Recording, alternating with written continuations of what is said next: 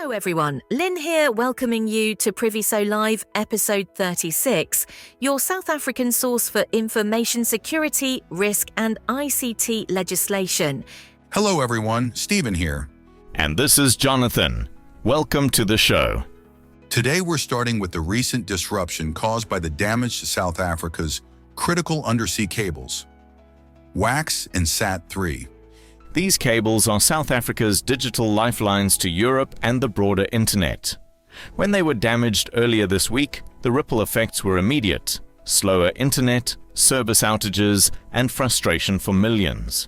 Major ISPs like Vodacom and Telkom reported degraded services. Luckily, not me. Even corporate platforms like Microsoft 365 and Azure suffered, hitting remote workers, banks, and e-commerce right at the core. I also wasn't affected, Lynn, but the ripple effect was enormous. We received reports of banking apps malfunctioning, ATMs going offline, and point-of-sale systems crashing. It wasn't merely about losing Netflix. It was about significant economic disruption for individuals and businesses. It genuinely highlighted the necessity for more diverse connection points and robust disaster recovery plans.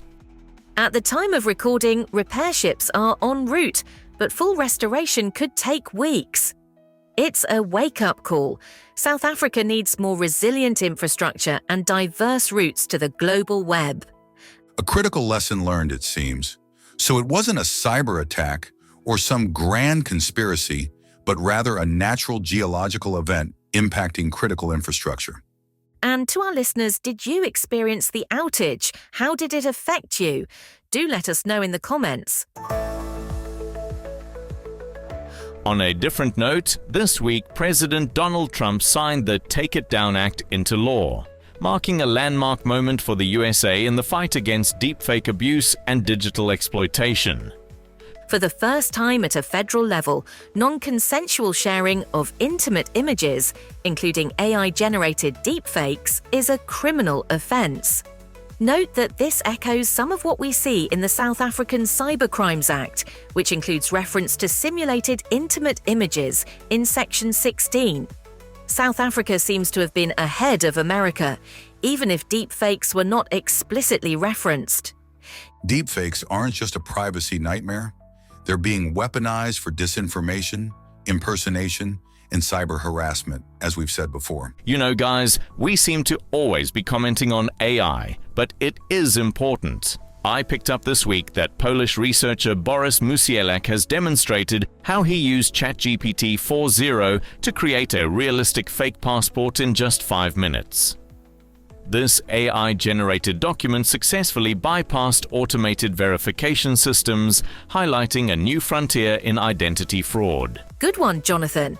This incident underscores a critical vulnerability: AI's potential to be exploited for creating convincing counterfeit documents. It challenges the reliability of current automated security checks and raises concerns about the adequacy of existing information security measures. The Organization for Economic Cooperation and Development, an intergovernmental economic organization, has documented this case, emphasizing the need for robust frameworks to track and address such AI-related security breaches. But to the main topic. Today's episode is the second of the two-part series on ransomware, and we will be delving into 2 ransomware collectives as well as new theoretical developments, specifically the notorious Conti Group's ties to Russia and the rise of the Scattered Spider collective. Of course, if you are unfamiliar with ransomware, we suggest you listen to our last episode. However, as a definition, ransomware is a type of malicious software, malware, that encrypts a victim's files, rendering them inaccessible, and then demands a ransom payment, typically in cryptocurrency, in exchange for the decryption key or to prevent the data from being published. Let's start with Conti. This group, active since 2019, operates as a ransomware-as-a-service model targeting various sectors worldwide. Conti is known for its aggressive tactics, including double extortion, encrypting data, and threatening to leak it unless a ransom was paid. Their operations were sophisticated, often involving phishing emails and exploiting vulnerabilities in Windows systems. A significant turning point came in February 2022, when Conti publicly declared support for Russia during its invasion of Ukraine. This political stance led to internal conflicts and the leaking of over 60,000 internal chat messages, exposing their operations and affiliations. These leaks revealed potential ties between Conti and Russian intelligence agencies, suggesting that their activities might have extended beyond financial motives to include espionage.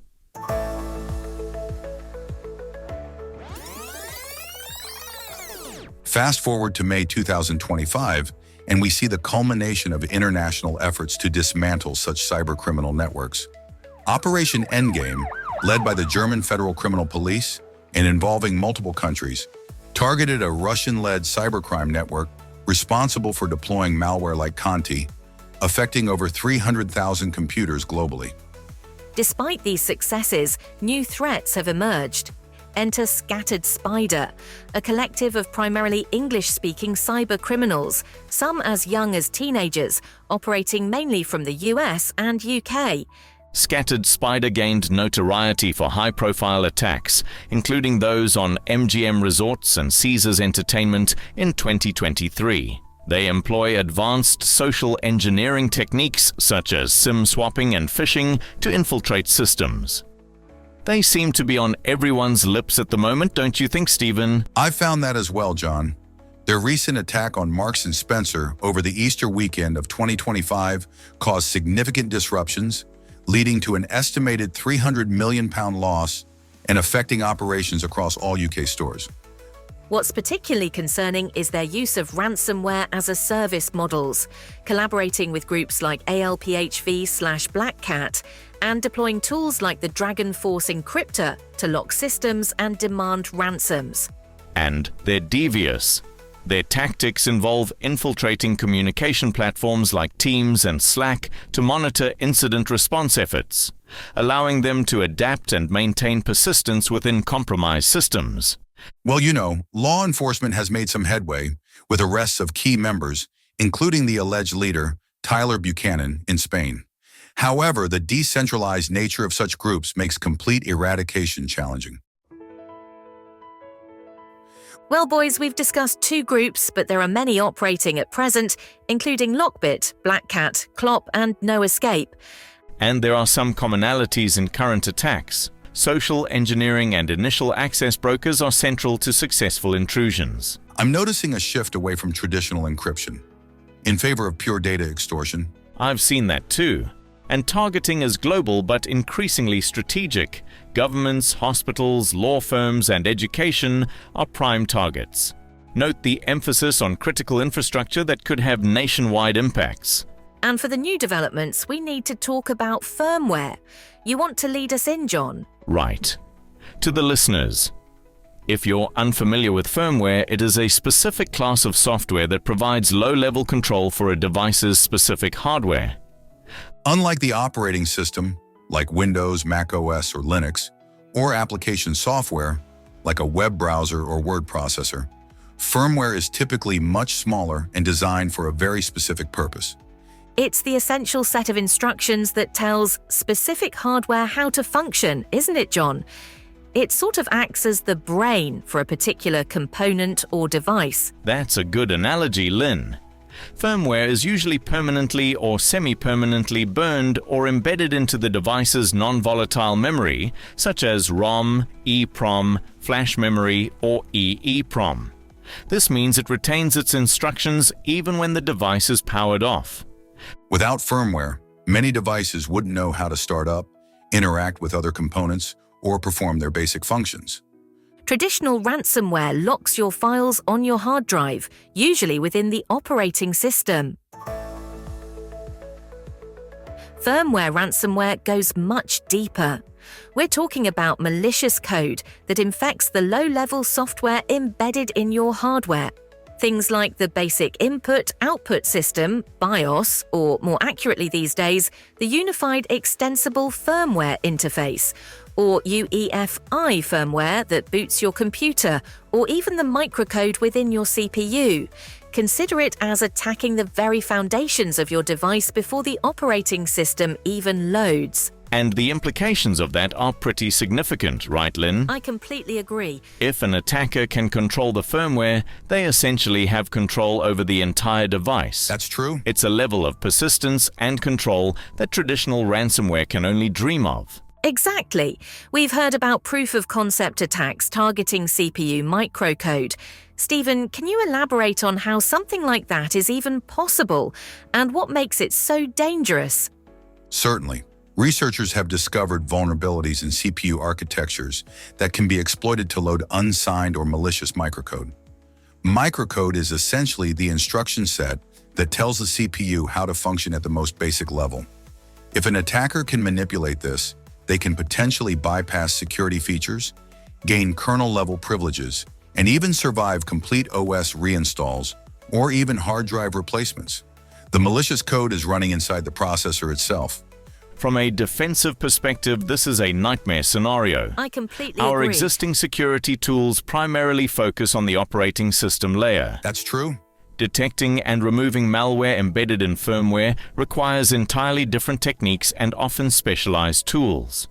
We've also seen a lot of discussion around UEFI firmware being a prime target. Why is this area so attractive to attackers? UEFI is critical because it is the first piece of software that runs when you power on your computer. If an attacker can compromise it, they can install bootkits or rootkits that load before the operating system, thereby gaining complete pre-OS control. This enables them to disable security features, tamper with the boot process, and maintain a persistent foothold that is incredibly difficult to eradicate. Oh yes. The Black Lotus bootkit, which bypassed secure boot, serves as a prime example of the real-world threat we are facing. And the issue of leaked cryptographic keys seems to exacerbate this problem. That's true. Stephen? Yes, it does. Technologies like Secure Boot rely on cryptographic signatures to ensure the integrity of firmware components. However, there have been several instances of private keys used for signing firmware being leaked, either through data breaches at vendors or other means. If attackers obtain these keys, they can sign their own malicious firmware, making it appear legitimate to the system's security mechanisms. This undermines the entire chain of trust. This highlights the significant risks present in the hardware and software supply chain. For sure. A vulnerability introduced or a key compromise at any point in this chain can have widespread consequences for end users and organizations globally, including here in South Africa, where we depend heavily on imported technology.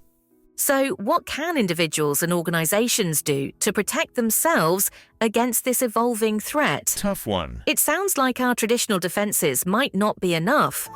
For sure, Lynn. Regular firmware updates from trusted vendors are crucial for patching known vulnerabilities.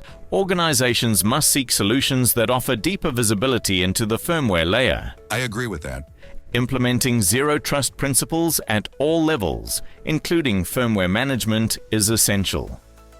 Additionally, robust endpoint detection and response solutions that recognize these lower-level threats are becoming increasingly important. That's exactly right, Jonathan. I'd also add that hardware-based security features, when properly implemented and configured, can offer a significant layer of defense. Technologies like Intel BootGuard or AMD Platform's Secure Boot are designed to protect the initial boot process, but they need to be actively managed and monitored. This is certainly a concerning trend, and it underscores the need for constant vigilance in the cybersecurity landscape. That's it from us for this episode. Before we close off, we just want to remind South African companies that we all need to have our Payer Section 32 submissions in by 30th June. This covers the period 1st April 2024 to 31st March 2025. If you want to hear more of the same, don't forget to subscribe or like our channel to receive future episodes. You can find us on all primary podcast channels, including Apple, Samsung, Spotify, iHeartRadio, and YouTube. As always, this is sponsored by Priviso Consulting, your partner when trust matters. And remember, if you need security, risk, or ICT legislation assistance, contact Priviso directly at admin@priviso.co.za. Until next time, Until Until stay next safe. time, stay safe.